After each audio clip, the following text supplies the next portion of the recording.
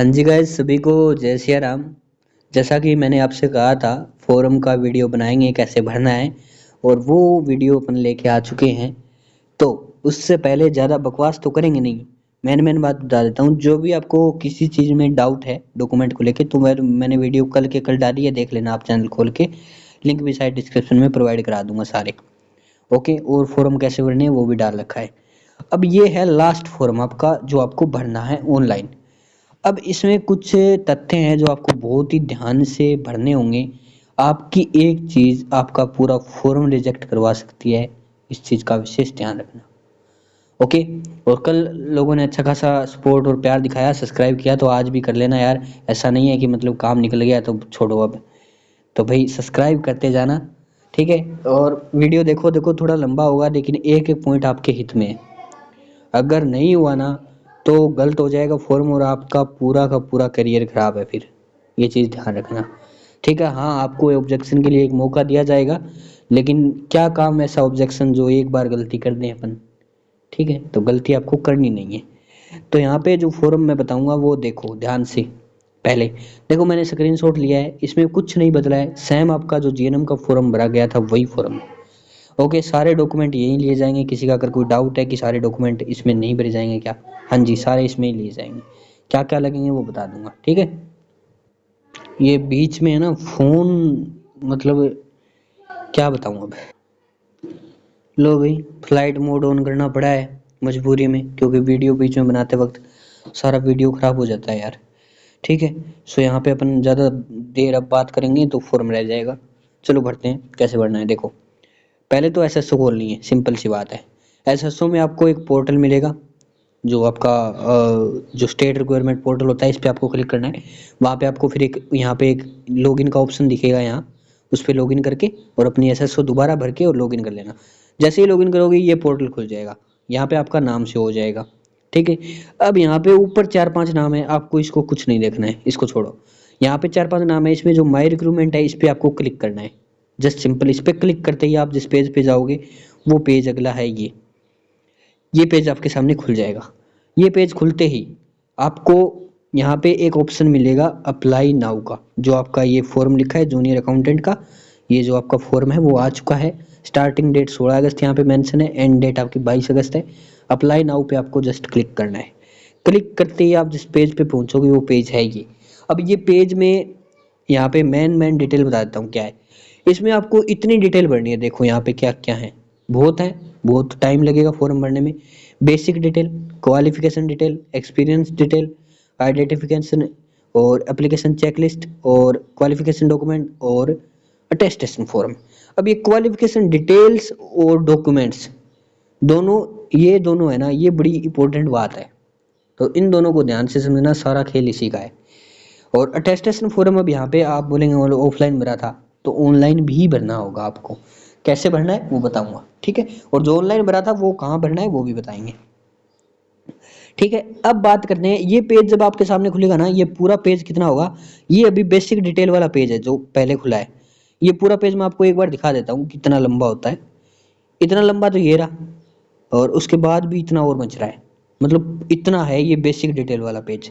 तो अपन आ जाते हैं, ये आधा कट कर रखा है मैंने ताकि आपको दिख जाए, ठीक है। तो बेसिक डिटेल में आपकी कुछ डिटेल्स है भरी आएगी, आपको कुछ नहीं भरना।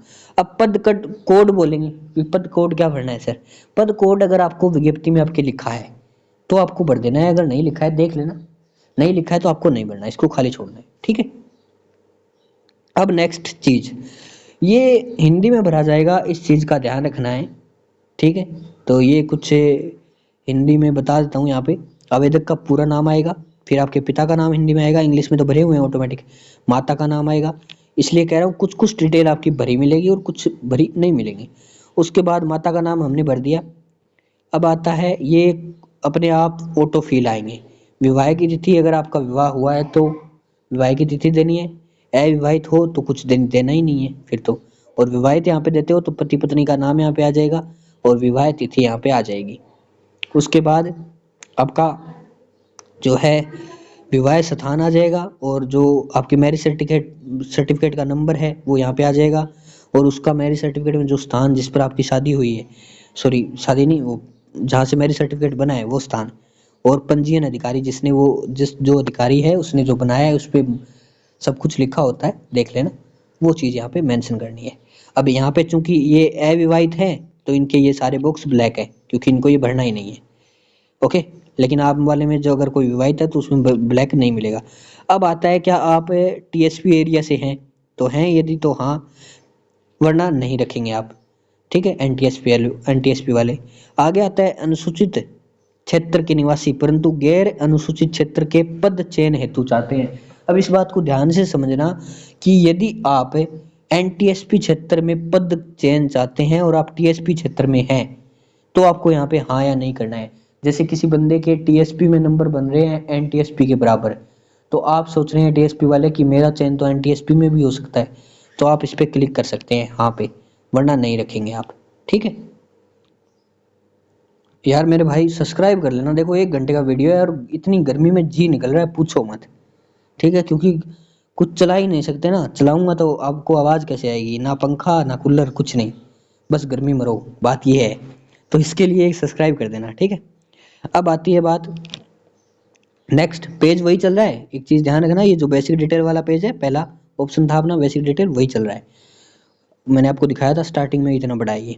उसके बाद आता है ये संतान संबंधी विवरण। संतान संबंधी सिर्फ उनको देना है जिनका विवाह हुआ है, जिनके संतान है, बाकी भी लेके रखेंगे। चूंकि इन्होंने अविवाहित थे, ये जिनका मैंने ले रखा है स्क्रीनशॉट, तो इनमें ये सभी ब्लैक है ऑटोमेटिक, आपके ब्लैक नहीं होंगे, आपको भरना पड़ेगा। ओके, यदि आपकी संतान संख्या 0 है तो आप यहाँ पे 0 0 रखेंगे।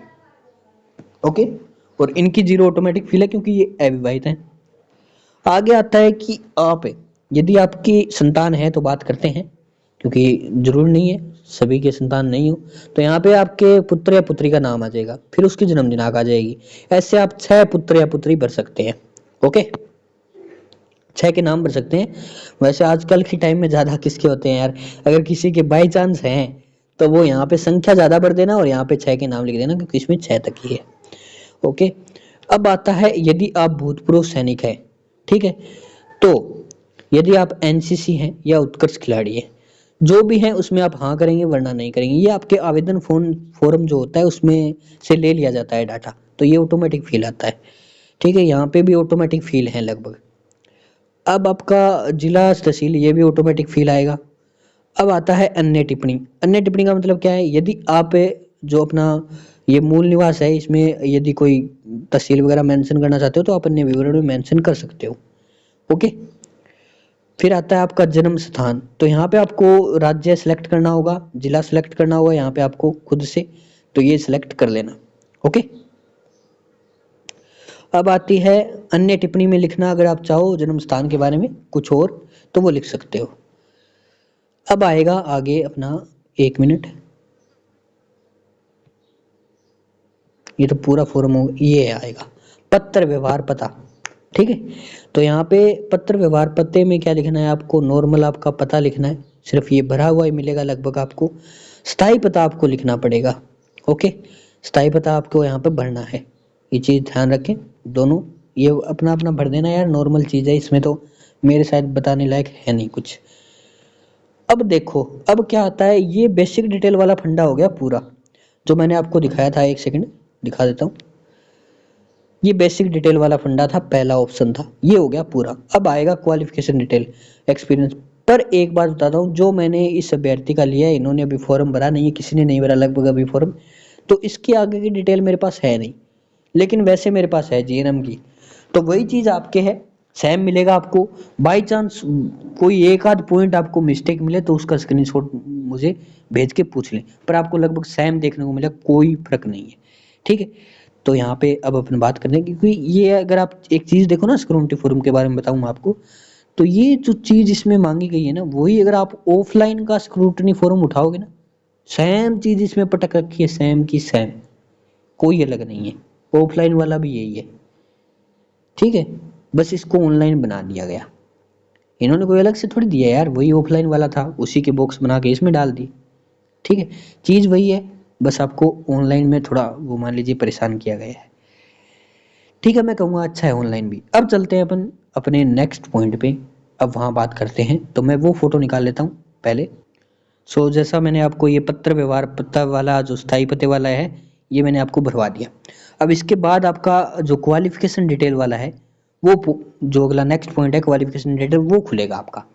अब यहाँ पे देखो ये जो स्क्रीनशॉट है इसमें ये चीज़ है जो है ये कटी हुई है, इसमें आपका ये मिलेगा कि 10वीं क्लास 12वीं क्लास मतलब स्नातक ये नाम मिलेंगे आपको यहाँ पे, उसके सामने आपको मार्कशीट परसेंटेज वगैरह जो है वो लिखने होंगे। अब ये आपके जो आपने आवेदन फॉर्म में जो जो चीज़ दी होगी उसको कैलकुलेट करके ये ऑटोमेटिक फिल आ जाएगा कुछ कुछ तो, और कुछ कुछ में आपको भरना होगा। अब यहाँ पे आपको जारी दिनांक मार्कशीट की जारी दिनांक लिखनी है, ठीक है, और यहाँ पे आपको उस पर्टिकुलर पीडीएफ अपलोड करनी है फाइल की। अब कुछ लोग बोलेंगे दोनों साइड से करनी है एक साइड से करनी है, जैसे पहला ऑप्शन आपको 10वीं का ही मिलेगा, दूसरा ऑप्शन आपको 12वीं का मिलेगा, ठीक है, फिर आपको बीएससी का मिलेगा। ओके, तो ऐसे ऑप्शन मिलेंगे आपको नीचे, जैसे ये पहला ऑप्शन 10वीं का, फिर 12वीं का और फिर बीएससी का, ऐसे मिलेंगे नीचे तक मिलते जाएंगे, स्नातक का ऐसे सारे। अब जो ये सामने फाइल है यहाँ पे आपको अपलोड करनी होगी, एक तो इसमें अलग अलग पीडीएफ अपलोड नहीं होती है, एक ही पीडीएफ अपलोड होती है, इस चीज़ का विशेष ध्यान रखना है। तो कुछ लोग बोलेंगे पीडीएफ एक बनाऊँ या दो बनाऊँ, तो वो ध्यान रखें, यहाँ पे पीडीएफ एक ही बनेगी आपकी। अब आपने कोर्स कितने महीने में किया है वो अवधि यहाँ पे आपको भरनी होगी, जैसे 10वीं 12 महीने में होती है, ये 12 महीने में होती है। और जो बीएससी है अपनी, किसी की 4 साल की होती है, किसी की 3 साल की होती है। 3 साल की होगी उसका तो जैसे 12 के हिसाब से गुणा करो तो 36 आता है, शायद 36 आ जाएगा। अगर किसी की 4 साल की है तो शायद 48 आ जाएगा। ऐसे आपका जो बीएससी बीएड है जो भी आपने किया है वो यहाँ पे कर देना, इतने महीने आपको वैलिडिटी लिखनी होगी। यहाँ पे आपको उसकी पीडीएफ देनी है। अब कोई बोलेगा मेरी 4 मार्कशीट है, एक डिग्री है, उसका क्या करना है? डिग्री यहाँ पे आपको अपलोड नहीं करनी है, यहाँ पे सिर्फ आपको अंक तालिका देनी होती है। डिग्री देना चाहो दे सकते हो, कोई दिक्कत नहीं है, पर डिग्री का कॉलम आगे भी होगा, ये बता रहा हूँ पहले ही, ठीक है, आगे भी है और यहाँ भी दे सकते हो, कोई दिक्कत नहीं है। इस बात का कोई इतना बड़ा इशू नहीं है कि सर मैं कहाँ दूँ, मैंने तो उसमें मार्कशीट अपलोड कर दी। तो यहाँ पे आप मार्कशीट दे सकते हो, आपको ओरिजिनल देनी है, इस चीज़ का ध्यान रखना है। कोई आपको हस्ताक्षर वगैरह नहीं करना, कोई कॉपी वगैरह नहीं करना। यहाँ पे आपको सारा कुछ ओरिजिनल रंगीन स्कैन करवा के देना होगा, रंगीन स्कैन की पीडीएफ बनेगी वो डाल देना। ओके, अब बोलेंगे सर मेरे दोनों साइड से मार्कशीट डालनी है या नहीं डालनी, तो जिसके कोई सील वगैरह है या कुछ मतलब है तो दोनों साइड से डालेंगे आप, ठीक है, पर दोनों साइड से आपको एक और जगह भी डालनी होगी मार्कशीट, वो भी बताऊंगा। पर यहाँ पे आप एक साइड से तब भी डालें जब आपके पिछले पेज पे कुछ है नहीं, यदि कुछ है तो आप दोनों साइड से डाल दें, बेटर रहेगा, क्योंकि अपन को कोई चीज़ अधूरी नहीं छोड़नी है, मैंने बात है ये। तो एजुकेशनल क्वालिफिकेशन की मेरे हिसाब से इसमें आपको कोई दिक्कत नहीं होनी चाहिए, बस इतना ही पेज है एजुकेशन क्वालिफिकेशन का। जो जो चीज़ें आपको यहाँ पे मेंशन करनी है वो कर सकते हैं आप। आपको यहाँ पे RSCIT के लिए हो सकता है कि अदर से ऑप्शन मिल जाए, अगर नहीं मिलता है तो RSCIT का आपको नीचे एक अदर का ऑप्शन मिलेगा, उसमें आप फिलअप कर देना RSCIT, उसमें लिख कर RSCIT और उसमें अपना मेंशन कर देना, कोई दिक्कत नहीं है, ठीक है। वरना आपको हो सकता है जैसे जीएनएम में RNC के लिए ऑप्शन नहीं आया था अलग से, तो हो सकता है कि आपको ध्यान में रखते हुए RSCIT का ऑप्शन दे दे। वैसे आपको एक और एजुकेशनल डिटेल वाला ऑप्शन है उसमें मिलेगा, देखो। अब चलते हैं अपन, ये पेज है, ये आपका यही पेज है। अब इसमें देखते हैं क्या है, शिक्षा संबंधी पत्र, यहाँ पे इंटर्नशिप, इसको आपको क्रॉस चेक रखना है, कुछ नहीं करना है इसमें, ठीक है, इस पर क्लिक करना ही नहीं है, अनटिक रखना है। ये RNC के लिए, ये मेडिकल वालों के लिए होता है, ये आपके लिए नहीं है। ओके, यदि आपको दंडित किया गया है किसी एग्जाम में, ये भी आपके लिए नहीं है। लगभग यहाँ पे सारे विदाउट केस ही हैं, कोई ऐसा कुछ कोई है नहीं, तो ये पेज आपके लिए क्रॉस चेक है यहाँ पे पूरा का पूरा, ठीक है। अब आता है कि अब ये इंटर्नशिप का ध्यान रखना, ये इंटर्नशिप वाले वो होते हैं कि सर मैंने तो बीएड में इंटर्नशिप की थी, छोड़ो यार इसको, ये जरूरी नहीं है, ये आपसे नहीं मांगते, ठीक है। वहाँ पे आपका बीएड कोर्स देखा जाएगा ना कि इंटर्नशिप, तो इस इंटर्नशिप को आपको क्रॉस चेक ही रखना है, कुछ नहीं करना। अब आता है 3 नंबर पॉइंट अपना, एक्सपीरियंस डिटेल वाला। तो ये एक्सपीरियंस डिटेल वाला पेज जो है ये हर किसी को नहीं भरना होता, ये आपको लगभग खाली छोड़ना है, जिसका एक्सपीरियंस है उसी को भरना है। तो आपको यहाँ पे लिखा है पद हेतु आवश्यक अनुभव प्रमाण पत्र, या जिस आप पद पर आप अभिग्रहण करने वाले हो उसके लिए आपका पहले से कोई यदि अनुभव है आपके पास, तो आप यहाँ पे दर्शाएंगे कि किस संस्था का नाम क्या है, कहाँ पर आपने काम किया है और कितने महीने किया है, वो चीज़ आपको यहाँ पे ऐड करनी होगी। यहाँ पे आपको फाइल ऐड करनी है, कुछ ऐड भी कर सकते हैं आप। अतिरिक्त सूचना आप देना चाहें जैसे पद का नाम और भी आपने कई जगह काम किया है तो वो यहाँ पे दे सकते हैं। आपका वेतन वगैरह भी आप दर्शा सकते हैं। कब आपने पद छोड़ा, कब आपने पद ग्रहण किया, वो चीज़ यहाँ पे आएगी। पर ये अनुभव वालों के लिए, जैसे नॉर्मली यार किसी का अनुभव होता नहीं है, लगभग स्टूडेंट ऐसे मिलेंगे, तो आपको यहाँ पे कुछ नहीं मिलना है। तो ये एक आपका पॉइंट है वो कट हो जाता है। अब आता है आइडेंटिफिकेशन एंड इनक्लोजर। ये पेज बिल्कुल आसान है, देखो कैसे। फोटो और सिग्नेचर, फोटो और सिग्नेचर इस चीज़ का ध्यान रखें। अब इसमें जो साइज है वो मेंशन होगा आपको 50 KB से 100 KB, और ये जो सिग्नेचर वाला है 20 KB से 50 KB। पी जो अपना फोटो रिसाइजर है या PDF रिसाइजर है, यहाँ पे तो PNG अपलोड होगा शायद, फोटोग्राफ अपलोड होगा, PDF नहीं होगा। तो फोटोग्राफ में JPG अपलोड होता है। तो JPG का रिसाइजर के बहुत ऐप आते हैं, आप ऐप डाउनलोड करना, रिसाइजर देख लेना। और मैं ये कहूँगा कि मित्रा से फॉर्म भराना, मोबाइल से मत भरने बैठ जाना, खुद अपने वो दादा मत बनना, ठीक है, कि मैं खुद ही भर दूंगा बस, ऐसा नहीं है। ई मित्रा से भरवा लेना। और एक चीज़, वहीं से भरवाना जहाँ ई मित्रा फ्री हो बिल्कुल। और एक एक चीज़ ध्यान से चेक करना, अगर आप इस पॉइंट से इस पॉइंट पे चले गए तो आप बैक इस पर नहीं आ सकते, इस चीज़ का ध्यान रखेंगे। सारा कुछ इसको एक बार भर दिया, एक एक चीज़, एक एक बॉक्स दोबारा चेक करो, एक एक स्पेलिंग मिस्टेक नहीं होनी चाहिए, इस चीज़ का ध्यान रखेंगे। यहाँ पे आपको फाइल चूज करनी है, ये भर देना है, दोनों फोटो और सिग्नेचर देना है, नॉर्मल बात है ये। नेक्स्ट आपको एप्लीकेशन चेक वाला आएगा, ये थोड़ा बड़ा है यार एप्लीकेशन चेक वाला। अब यहाँ पे आपको एक एक चीज़ थोड़ी ध्यान से पढ़नी होगी, बहुत बड़ा है ये, तो थोड़ा ध्यान लगा कर समझना होगा। मैं एक दो पॉइंट पढ़ के बताता हूँ आपको। जैसे यहाँ पे अभ्यर्थी की अनिवार्य शैक्षणिक योग्यता विज्ञप्ति में निर्धारित योग्यता के स्रोत अनुरूप है या उससे भिन्न इंतु समकक्ष है। जैसे BSc मांगा है, एलिजिबिलिटी मांगी है आपसे BSc, मान लीजिए, जस्ट मैंने माना है, जो भी एलिजिबिलिटी इसमें मांगी है, क्या आपने वो कर रखी है या नहीं कर रखी। तो यहाँ पे सर्वथा अनुरूप आप करेंगे, क्योंकि वो आपने कर रखी है तभी आपने फॉर्म भरवाया, तो सर्वथा अनुरूप आप यहाँ पे करेंगे। फिर आता है अभ्यर्थी ने आवेदन तिथि तक अनिवार्य शैक्षणिक योग्यता प्राप्त कर ली थी, यानी जो आपने डिग्री है, मतलब जो BSc है, वो आपने आवेदन तिथि से पहले कर ली थी, तो इसका आएगा आवेदन तिथि से पहले। यदि आपने आवेदन तिथि के बाद किया है तो वैसे तो नॉर्मल है, आपका रिजेक्ट ही होता है फॉर्म, ठीक है। यदि अभ्यर्थी द्वारा आवेदन के समय अनिवार्य शैक्षणिक योग्यता में उत्तीर्णता प्राप्त नहीं की थी तो क्या अभ्यर्थी आवेदन की तिथि तक उस परीक्षा के अंतिम वर्ष के पाठ्यक्रम की परीक्षा सम्मिलित हो चुका था। यदि आप करते हैं कि आपने डिग्री जो है वो इस परीक्षा की आवेदन तिथि से पहले नहीं की थी, लेकिन क्या हुआ कि आपने थर्ड ईयर, जैसे BSc मानता हूँ मैं, BSc थर्ड ईयर की परीक्षा आपने, इसकी जो परीक्षा हुई थी उससे पहले उसकी परीक्षा में शामिल हो चुके थे आप, तो इस पे आप अंतिम की परीक्षा में सम्मिलित करेंगे। इसमें सारे ही करेंगे, ठीक है, सारे टिक रखेंगे। ओके, एक मिनट। फिर आता है 4 नंबर पॉइंट, ये साक्षात्कार वाला है, इसमें भी आप परीक्षा तक उत्तीर्ण रखेंगे, कोई दिक्कत नहीं है। केवल साक्षात्कार के लिए अंकन का चयन, इसमें साक्षात्कार की तिथि तक उत्तीर्ण, ये सबके लिए यही है मेन रूप।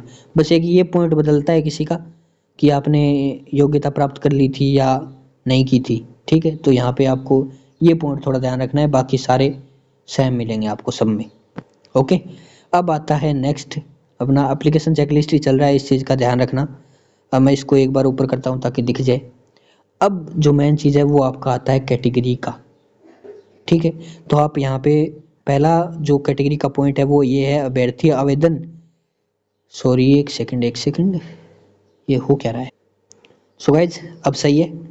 यहाँ पे पहला पॉइंट आता है, अभ्यर्थी आवेदन व प्रवेश पत्र पर अंकित अपनी श्रेणी से ही है या किंतु भिन्न से है। जैसे आपने मान लीजिए कि जर्नल भर दिया उस टाइम और आपके पास अब EWS है, आप बोलेंगे कि सर मैंने उसमें जर्नल भर दिया था लेकिन मेरे तो EWS है, उस टाइम गलती से भरा गया। तो आप यहाँ पे एक ऑप्शन है, उस श्रेणी से हैं आप भिन्न श्रेणी से, तो वो आप यहाँ पे मेंशन कर सकते हैं। यदि अभ्यर्थी आरक्षित श्रेणी का है तो वह आवेदन तिथि से पूर्व अपनी आरक्षित श्रेणी में आ चुका था या उसके बाद सम्मिलित हुआ। जैसे आप पहले जर्नल में थे, अब बाद में आप EWS में आ गए आवेदन तिथि से बाद में, तो आपको यहाँ पे वो लिखना होगा, मेंशन करना है, ठीक है। तो अपना हिसाब से यहाँ पे टिक कर लेना। यदि 3 नंबर पॉइंट है, यदि अभ्यर्थी आरक्षित श्रेणी का है तो क्या वह राजस्थान का मूल निवासी होने का शख्स प्रस्तुत करता है, यानी आप राजस्थान के मूल निवासी है या नहीं, ये पूछा है। तो जो है वो यहाँ पे करेगा, ठीक है, टिक मार्क। अब यहाँ पे टीएसपी एरिया के निवास संबंधी, यदि आप टीएसपी एरिया से हैं तो आप यहाँ पे हाँ या ना करेंगे। ठीक है, यदि अभ्यर्थी आरक्षित श्रेणी का है किंतु उसका जन्म राज्य के बाहर हुआ है तो क्या उसे अपने मूल राज्य में उसी आरक्षित श्रेणी का होने का साक्ष्य प्रस्तुत किया है। ये चीज ध्यान रखें। जो है मतलब आप अगर एमपी के हैं, मान लीजिए जस्ट एमपी के हैं और आप वहां पर ओबीसी में आते हैं तो आप यहाँ पर ओबीसी, वो ओबीसी का प्रूफ दे रहे हैं आप यहाँ पे या नहीं दे रहे, तो आपको हाँ या ना पे क्लिक करना होगा। यदि आप दे रहे हैं तो हाँ, वैसे जनरल में कंसिडर होता है, हमें पता है। यदि आप जाति प्रमाण पत्र दे रहे हैं तो आपको हाँ लिखना है, वरना नहीं लिखेंगे। ठीक है, जो जाति प्रमाण पत्र नहीं दे रहा वहाँ का, क्योंकि जनरल में कंसिडर होते हैं तो लोग देते नहीं है, तो आप यहाँ पे हाँ या ना रखेंगे। ओके, तो अब आता है बात नेक्स्ट पॉइंट अपना। नेक्स्ट आगे क्या है, आगे आता है अनुभव। अनुभव वाला मैंने आपको बताया था, अनुभव वाला आपको छोड़ना है, किसी के पास लगभग होता नहीं है, तो यहाँ पे आप इसमें कोई टिक मार्क नहीं करेंगे, इसको आप साफ रखेंगे, कुछ नहीं करना है आपको, छेड़ना ही नहीं है। अब आता है आयु सीमा में अगर आप छूट चाहते हैं तो यहाँ पे तो आपकी एज आ जाएगी टोटल, जो टोटल एज होगी वो अभ्यर्थी की विज्ञप्ति में निर्धारित तिथि को आयु क्या है। ठीक है, जैसे यहाँ पे मेंशन होगी एज 1 जनवरी 2024 तक या कुछ भी मान लीजिए, तो यहाँ पे वो चीज़ आ जाएगी, तो यहाँ पे वो भरनी है आपको। अब आता है विज्ञप्ति अनुसार निर्धारित तिथि को आयु सीमा, टोटल जो है आपकी विज्ञप्ति के अनुसार निर्धारित तिथि है उसके अनुसार आपकी आयु सीमा कितनी है, 21 वर्ष और 40 वर्ष। जैसे इसमें पूछा है कि एज पूछी है, क्राइटेरिया पूछा है एज का क्या है आपका नॉर्मल, तो वो 21 से 40 वर्ष यहाँ पे मांगा गया था जीएनएम में, आपका भी शायद 21 से 40 वर्ष ही है, देख लेना। ओके, तो अब आता है आयु सीमा में जो लोग छूट चाहते हैं उनके लिए है ये पोर्टल, बाकी के लिए नहीं है। बाकी को कुछ नहीं करना है, इसमें छोड़ना है सिर्फ खाली। जो आयु सीमा में छूट चाहते हैं उनका देखो, मैं पॉइंट पढ़ने जाऊंगा तो बहुत बड़ा हो जाएगा, मैं आपको सिंपल सिंपल बातें बताता हूँ। देखो कैसे, यहाँ पे है राजस्थान राज्य के अनुसूचित क्षेत्र या जनजाति में आप आते हैं, यदि पिछड़ा वर्ग में आते हैं तो आपको 5 वर्ष की आयु सीमा में छूट है, तो आप इसमें टिक करेंगे। यदि आप महिला हैं, सामान्य वर्ग की, जनरल वर्ग की महिला है, तो आपको 5 साल की छूट है, तो आप इसमें टिक करेंगे। यदि आप छूट लेना चाहते हैं तो उनके लिए है ये, जैसे 40 वर्ष से ऊपर हो गए, तो जैसे 43 की है कोई महिला, तो उनका वैसे तो वो नहीं हो रही, लेकिन 5 साल की एज वाले में क्लिक करेंगे तो उनका सिलेक्शन हो जाएगा। तो वो चीज़ है, एज रिलैक्सेशन जो चाहते हैं वो ही क्लिक करेंगे, बाकी नहीं करेंगे। जिनकी 21 से 40 वर्ष के बीच में है उनको करना ही नहीं है, सीधी सी बात है। अब आता है नेक्स्ट पॉइंट अपना, ये एज वाला ही चलेगा, मैं बता देता हूँ। यहाँ तक ये 15 नंबर पॉइंट है, ये 16 वाला यहाँ तक, ये 18 तक है। 18 पॉइंट आपको मिलेंगे एज रिलैक्सेशन के, ये इनमें आपको कोई टिक मार्क नहीं करना है। जो एज रिलैक्सेशन नहीं चाहते और जो चाहते हैं उनके लिए, जैसे भूतपूर्व सैनिक का ये रहा, सबका है इसमें, सबका पढ़ लेना अपने हिसाब से, जो चाहता है वो पढ़ देना।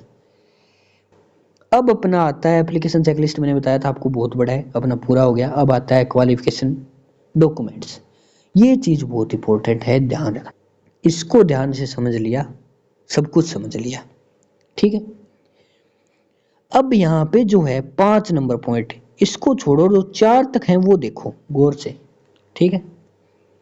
इसमें आपको क्या देना है, उपाधि प्रमाण पत्र, मैट्रिक, हाई स्कूल। यहाँ पे 10वीं की मार्कशीट का जो प्रमाण पत्र होता है वो देना है। अगर किसी का अलग प्रमाण पत्र था तो वो यहाँ पे अपलोड करना है। 10वीं मार्कशीट आप पहले अपलोड कर चुके हैं, इस चीज का ध्यान रखें। सेम चीज यहाँ पे है, वही आपको 12वीं का देना है। अब बोलेंगे सर हमारी तो एक मार्कशीट ही थी, प्रमाण पत्र तो था ही नहीं, तो आपको यहाँ पे फिर से मार्कशीट अपलोड करनी है, दोनों साइड से। यहाँ पे दोनों साइड से होगी, इस चीज का ध्यान रखना है यहाँ पे भी। और यहाँ पे लिखा है स्व हस्ताक्षरित फोटो प्रति। अब ये जो है, ये यदि आप वाले में अब की बार पोर्टल में लिखा आता है, क्योंकि ये जीएनएम का था, तो या आप वाले में लिखा आता है ये वाला नाम, तो आपको इनकी कॉपी रंगीन स्कैन करके उस पर हस्ताक्षर करके देनी होगी। इस 4 तक बता रहा हूं मैं ये बात, आगे ये लागू नहीं होती है, ठीक है। 4 तक आपको देना होगा। यहाँ पे रंगीन फोटोकॉपी करनी है, उस पर सिग्नेचर करना है, उसको स्कैन करके पीडीएफ डाउन अपलोड करनी है, दोनों साइड से आपको देना है। इस चीज़ का ध्यान रखेंगे। 10वीं और 12वीं की मार्कशीट, यदि आपके पास पहले जैसे 2007 से पहले उपाधि प्रमाण पत्र था, वो सर्टिफिकेट था, वो अलग आता था मार्कशीट से, तो वो सर्टिफिकेट यहाँ पे अपलोड कर देंगे, उसके साथ मार्कशीट की आपको नीड नहीं है। लेकिन 2007 के बाद जिनका बना है उनको है, उनको मार्कशीट पूरी अपलोड करनी है दोनों साइड से। अब आता है अपना, यदि आपने बीएससी बीकॉम का जो है डिग्री आपको यहाँ पे देनी होगी, ठीक है, सेल्फ अटेस्टेड, मतलब जस्ट रंगीन स्कैन विद आपका हस्ताक्षर, ठीक है। यहाँ पे आएगा उपाधि प्रमाण पत्र अधि स्नातक का, मतलब आपकी डिग्री है वो अधि स्नातक, जैसे आपने पीजी किया है तो उसका यहाँ पे आएगा। ओके, अब आता है चरित्र प्रमाण पत्र। यहाँ पे चरित्र प्रमाण पत्र आपको तीनों देने हैं, ठीक है, तीनों एक साथ पीडीएफ बना के दे देना है। ओके, एक आपका हो गया जैसे स्कूल का या लास्ट शैक्षणिक संस्थान जहाँ से आपने किया है, और दो आपके गजेटेड ऑफिसर वाले। अब क्या है कि पिछली बार थोड़ी दिक्कत थी इनमें, तो हो सकता है अब की बार इन्होंने थोड़ा कुछ सुधार किया हो। अगर किसी के सामने कोई इनसे नई चीज़ आती है तो वो मुझे ज़रूर कांटेक्ट करें, मैं उसको बताऊंगा। ओके, और वैसे मेरे पास डिटेल आ ही जाएगी, अगर कुछ नया चेंज होता है तो उसको मैं पर्सनली बता दूंगा। अपना व्हाट्सएप ग्रुप है, दोनों ज्वाइन कर लेना, वहाँ पे आपके सारे डाउट सॉल्व हो जाएंगे। एक टेलीग्राम ग्रुप है जहाँ पे आपको सारी इन्फॉर्मेशन मिलेगी, ज्वाइन जरूर कर लेना, आपके लिए बहुत ज़रूरी है वो चीज़। ओके, चरित्र प्रमाण पत्र हो गया। उसके बाद आता है एनओसी। एनओसी आपको देनी होगी, ये चीज़ मैंने पहले बोली थी, ठीक है, पहले वीडियोज में बता चुका हूँ कि एनओसी आपको देना होगा। यहाँ पे आपको पीडीएफ देनी है उस चीज़ की। अब आप बोलेंगे कि सर आपने ये चीज़ तो बता दी लेकिन ये नहीं बताया ये क्या क्या देना है। अब यहाँ पे देखो, संलग्न संख्या आपको मतलब ये है कि आपने कितने पेज यहाँ पे डाले, ठीक है, इस चीज़ का ध्यान रखना है। संलग्न संख्या कितनी कॉपी आपने दी है, तो आप यहाँ पे जितने पेज होंगे वो संलग्न संख्या आप यहाँ पे लिखेंगे। जैसे बीएससी की मार्कशीट में 4 मार्कशीट तो वो होती है। अब यहाँ पे मार्कशीट तो हम पहले दे चुके, हमने कहा था यहाँ पे आपको देना है, जैसे डिग्री देनी है तो आप यहाँ पे 2 डिग्री दे रहे हैं, या तो प्रोविजनल दे रहे हैं या वो डिग्री दे रहे हैं, हो सकता है वो 1 हो सकता है वो 2 हो, तो यहाँ पे संलग्न संख्या 1 या 2 लिखनी है, वो संलग्न संख्या वो है। जारी दिनांक, जारी क्रमांक और दिनांक लिखना है। दिनांक तो आपको पता है रिजल्ट जारी हुआ है वो दिनांक लिखनी है। दूसरी आपका जारी क्रमांक क्या होगा, पीडीएफ जो आपकी मार्कशीट होती है, या मतलब कहें कि वो ये जो है उपाधि प्रमाण पत्र डिग्री, उसमें आपको एक जारी क्रमांक मिलेगा, ऊपर सीरियल नंबर होता है, जो भी बोले वो यहाँ पे आपको लिखना है। ओके, मतलब एक ऐसा यूनिक कोड होगा कोई ना कोई चीज़ पे। अब आप बोलेंगे कि सर इस पे नहीं है, इस पे नहीं है, तो एक कोड ऐसा जरूर मिलेगा जो उस चीज़ को आइडेंटिफाई करता हो, वो कोड आपको यहाँ पे भरना है। ओके, तो ये चीज़ हो गई। अब बात करते हैं आगे, एनओसी का हो गया। अब आता है मूल निवास प्रमाण पत्र, वो आपको यहाँ पे देना होगा, ठीक है। अब आता है आगे जाति प्रमाण पत्र, वो भी आपको यहाँ पे देना है। अब जाति का शपथ पत्र कहाँ देना है वो भी बताऊंगा। देखो, जाति प्रमाण पत्र देना है आपको, यहाँ पे जाति शपथ पत्र नहीं देना है, उसका आगे एक जो है बॉक्स है अटेस्टेशन फॉर्म। ये चीज आ गई ना जो मैंने कहा था आपको भरना है ऑनलाइन, यहाँ पे अपलोड करना होगा, ऑफलाइन भरकर ऑनलाइन अपलोड करना है, वो यहाँ पे करना है, देख लो, ठीक है। अटेस्टेशन फॉर्म यहाँ पे अपलोड करना है, जो आपने ऑफलाइन भरा था 2 पेज का, ओके, वो यहाँ पे अपलोड करना है। अब इनकम जिसकी 2.5 लाख से कम है उनको यहाँ पे देना है, वरना नहीं देना, आपको खाली छोड़ना है। अगर कोई इनकम नहीं देना चाहता वो वाला इनकम सर्टिफिकेट यहाँ पे देंगे, जो देना चाहते हैं वो। अब ये जो डिप्लोमा धारक प्रमाण पत्र है, यदि किसी ने डिप्लोमा कर रखा है और उसका कोई डिग्री आपके पास है तो वो आप यहाँ पे देंगे। स्पोर्ट्स पर्सन सर्टिफिकेट, यदि आपके पास स्पोर्ट्स सर्टिफिकेट है वो आप यहाँ पे देंगे। हस्तलिखित वाला शपथ पत्र याद है आपको, हस्तलिखित वाला जो मैंने बनाया था वो आप यहाँ पे देंगे। और शपथ पत्र 14 नंबर पॉइंट है, इसमें आप देंगे फोरगेट वाला कुटरचित वाला शपथ पत्र, वो आप यहाँ पे देंगे, ठीक है। जाति शपथ पत्र, ये मैंने कहा था जाति शपथ पत्र का अलग पॉइंट आएगा, वो ये है, यहाँ पे देना है जाति शपथ पत्र। ओके, अन्य प्रमाण पत्र में अब आप बोलेंगे सर अन्य प्रमाण पत्र का क्या मतलब है। अन्य प्रमाण पत्र में जैसे आपने RSCIT कोर्स किया है तो उसकी डिटेल आप दें, और अन्य प्रमाण पत्र में जो चीज़ आप देना चाहते हैं अलग से वो चीज़ दें। और एक चीज़ और कहूँगा, यदि आपने किसी चीज़ से रिलेटेड एफिडेविट बनवाया है तो वो आप उसी के साथ PDF में अपलोड कर दें। संलग्न संख्या 2 से 3 कर दें, जो भी आप 1 दे रहे हो तो 2 कर दें, एफिडेविट का एक संलग्न संख्या वो बढ़ जाता है, ठीक है। तो यहाँ पे आपने कितनी चीज़ दी है वो संलग्न संख्या होती है। तो जिस चीज़ का मूल निवास का आप एफिडेविट दे रहे हो तो मूल निवास के साथ ही लगा देना, ठीक है। क्योंकि ये जो अन्य प्रमाण पत्र है इसमें भी एक लिमिट होती है PDF की, वो होती है 500 KB इसमें नहीं है, केवल ये सारों में ही है 500 KB टू 2 MB। एक चीज़ मैं बार बार कह रहा हूँ, यहाँ पे कलर्ड स्कैन होना चाहिए और यहाँ पे आपको सब हस्ताक्षरित नहीं करना है, ये चीज़ आपको ओरिजिनल देनी है, ठीक है। यहाँ पे आपको ऐसा सिस्टम नहीं है कि आप क्या करेंगे, वो आपको 4 तक देना था कि आप जो है 4 तक नहीं 2 तक ही काफ़ी है। अगर आप देना चाहो ना कि मैं सर हस्ताक्षर करके देना चाहूँ तो आप यहाँ पे 2 तक ही दे सकते हैं। वो चीज़ कॉपी कराएंगे रंगीन, उसमें हस्ताक्षर करेंगे और दे देंगे। बाकी आप चीज़ है वो सारी ओरिजिनल अपलोड करेंगे। यहाँ पे लिखा जरूर है सब हस्ताक्षरित, लेकिन ये चीज़ जो है बाद में ओरिजिनल मांगते हैं आपसे, सब हस्ताक्षरित नहीं मांगते हैं, ये इनका ऑब्जेक्शन आता है बाद में। तो उससे अच्छा है आप ओरिजिनल दे दें, इससे कोई इशू नहीं है। आप सिग्नेचर करके देंगे तो भी कोई इशू नहीं है। ओके, तो ये फॉर्मेट हो गया पूरा। अब आता है भैया लास्ट पॉइंट, कुछ थोड़ी आस जगी है ना, फॉर्म भरा है इतना, अटेस्टेशन फॉर्म लास्ट पॉइंट है अपना। ये कैसे भरना है, देखो इसमें कुछ नहीं होता है, एड्रेस वगैरह भरना है नॉर्मल। पहला देखो, बोलते बोलते कंठ भी जाम हो रहे हैं, सब्सक्राइब कर लेना, ठीक है। बस एक सब्सक्राइब चाहता हूँ आपसे, और कुछ नहीं चाहता। देखो यहाँ पे जो है, एक सेकंड यार, यहाँ पे परमानेंट एड्रेस है आपका, एड्रेस वही रहेगा आपका जो पहले आप भरते आए हैं, भरा हुआ है यार। इनको मतलब फॉर्म बड़ा बनाना है, बात ये है कुल मिला के, फॉर्म बड़ा बनाना होता है, वो कैसे भी बना सकते हैं ये लोग। अब आता है आगे, ये वही पेज है, ये अटेस्टेशन फॉर्म वाला। अब आगे जो है वो ये चीज़ है, एक मिनट दिखाऊंगा मैं। यदि आप पाकिस्तान वगैरह अदर कंट्री से हैं तो यहाँ पे आपको कुछ नहीं करना, छोड़ना है इसको खाली। और यहाँ पे आता है, यदि आप, एक सेकंड रुकना, वही चीज़ जो आपने अटेस्टेशन फॉर्म में ऑफलाइन भरी थी ना कि आप 1 से 5 साल के बीच यदि कहीं रहे हैं, तो वो चीज़ आपको यहाँ पे फिलअप करनी है, उसका एड्रेस देना है, कब से कब रहे हैं वो डेट देनी है। अब आता है फैमिली डिटेल, फादर और मदर जो भी आपके घर में है उनकी फैमिली डिटेल आपको भरनी है। ये वही फॉर्म है जो ऑफलाइन वाला है, सेम है, बस कोई फर्क नहीं है, बस इनको भरवाना।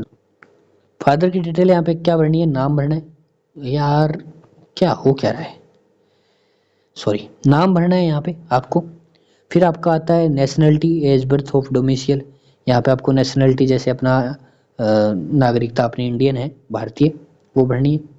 और आगे आता है आपका प्लेस ऑफ बर्थ कितना था, जो आपका प्लेस ऑफ बर्थ है, आपका तहसील या गांव जो भी आप देना चाहें।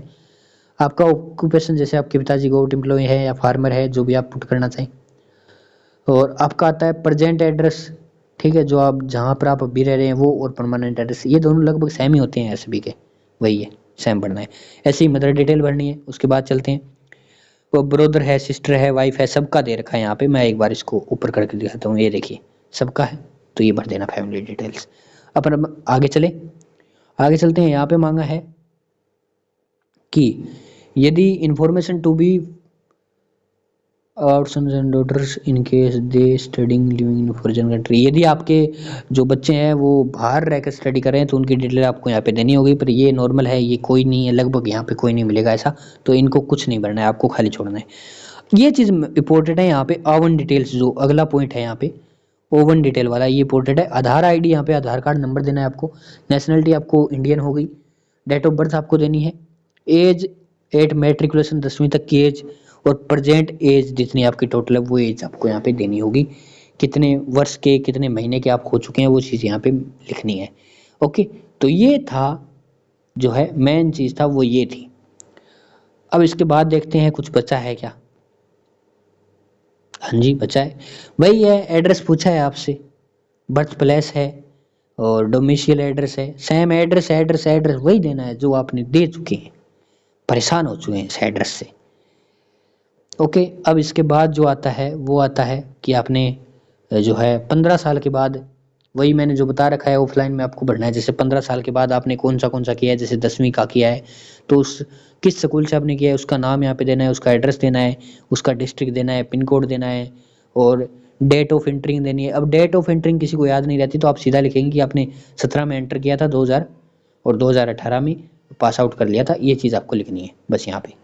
ओके, जितना जितना है मैंने एग्जाम्पल दिया 2017-18 एग्जामिनेशन आपने कौन सा पास किया था, तो यहाँ पे 10वीं लिखेंगे। फिर 10वीं तक, जिसने, कुछ लोग होते हैं जिन्होंने 10वीं कर ली थी 15 साल के बाद, और कुछ लोग होते हैं जिन्होंने 15 साल तक 10वीं नहीं की, सॉरी कर ली थी 15 साल तक, और कुछ लोग होते हैं जिन्होंने नहीं की थी। तो जिन्होंने कर ली थी उनको तो 11वीं स्टार्ट करनी है, और जिन्होंने नहीं की 15 साल के बाद, 15 साल से पहले, उनको यहाँ पे 10 से स्टार्ट करना है, 10, 11, 12, और यहाँ पे आप अधिस्नातक लिख सकते हैं, जो भी आप लिखना चाहें। तो यहाँ पे 4 तक दिया गया है मैक्सिमम। तो यहाँ पे अगर आपकी ज़्यादा डिग्री है तो आप 10वीं और 12वीं को मेंशन करेंगे, 11वीं को छोड़ देंगे। और आपका 10वीं छूट रहा है तो आप 11वीं अपने हिसाब से देख लेना यार बुक्स, ठीक है। बता मैंने दिया है सब कुछ, ये मैंने अटेस्टेशन फॉरम में भी बता रखा है क्लियरली। और यहाँ पे अब आता है कि यदि आपने गवर्नमेंट से कोई जो है अपॉइंटमेंट लिया है, ये आपको खाली छोड़ना है, आपको नहीं भरना है, इसका कोई टेंशन नहीं है आपको, ठीक है। इसमें आपको कुछ नहीं करना। अब ये आता है जिसका कोर्ट केस वगैरह चल रहा है, तो ये आपके लिए नहीं है, कोर्ट केस वालों के लिए, इसको आपको खाली छोड़ना है, ठीक है। अब आता है आपका जो लास्ट है फॉर्मेट, वो वही चीज़ है कि आपको 2 पर्सन के नाम मैंने बताए थे जो अटेस्टेशन फॉर्म में आपने लिखे थे, ठीक है। और ये वही है, ये ऊपर वाला जो आप देख रहे होंगे ना, ये कोर्ट केस वाला ही चल रहा है यहाँ तक, ठीक है, ऊपर वाला। अब आता है यहाँ पे नाम ऑफ पर्सन, नाम ऑफ पर्सन, जो 2 पर्सन के नाम आपने ऑफलाइन में लिखे हैं ना, ऑफलाइन अटेस्टेशन फॉर्म में, वही सेम नाम यहाँ पे आएंगे, ठीक है, दोनों। मैंने बोला भी था ये उस फॉर्म भरने से पहले उसमें कि 2 पर्सन के नाम आपको ऑनलाइन में देने होंगे, वो यहीं देने हैं, ठीक है। तो और मेरे हिसाब से इसमें कुछ रहा नहीं है। अब आगे बात करें, आगे नहीं है, बस इतना ही है। आपका फॉर्म फाइनली सबमिट होता जाएगा और यहाँ पे आपको सबमिट करना है, सेव करके सबमिट करना। और यहाँ पे देख लेना, एक चीज़ बताना चाहूँगा कि यदि आपने कोई पोर्टल भर दिया तो वो फिर से नहीं खुलेगा, इस चीज़ का ध्यान रखना है। तो बारीकी से चीज़ चेक करनी है। मेरे हिसाब से मैंने क्लियरली बता दिया है, अगर कुछ ना समझाए और कुछ अलग पॉइंट हो अब की बार जूनियर अकाउंटेंट लगभग सेम फॉर्म आपको मिलेगा। अगर कोई अलग पॉइंट होता है, मे बी एक आध पॉइंट हो सकता है ये RCIT का आपके ऐड कर दें, तो अगर वो ऐड करते हैं तो मुझसे पूछ लेना, मैं बता दूंगा, वरना RCIT का मैंने बता दिया, आप अदर डॉक्यूमेंट में दे देना, ठीक। और कोई डाउट हो तो पूछ लेना, व्हाट्सएप टेलीग्राम ज्वाइन कर लेना। और इतना बताया है भाई, बस बता नहीं सकता, इतनी गर्मी लग रही है पूछो मत। सब्सक्राइब करते जाना, बस हक दे जाओगे मुझे इतने वीडियो का, एक सब्सक्राइब कर दोगे तो, ठीक है। तब तक के लिए जय हिंद, जय भारत, ओके।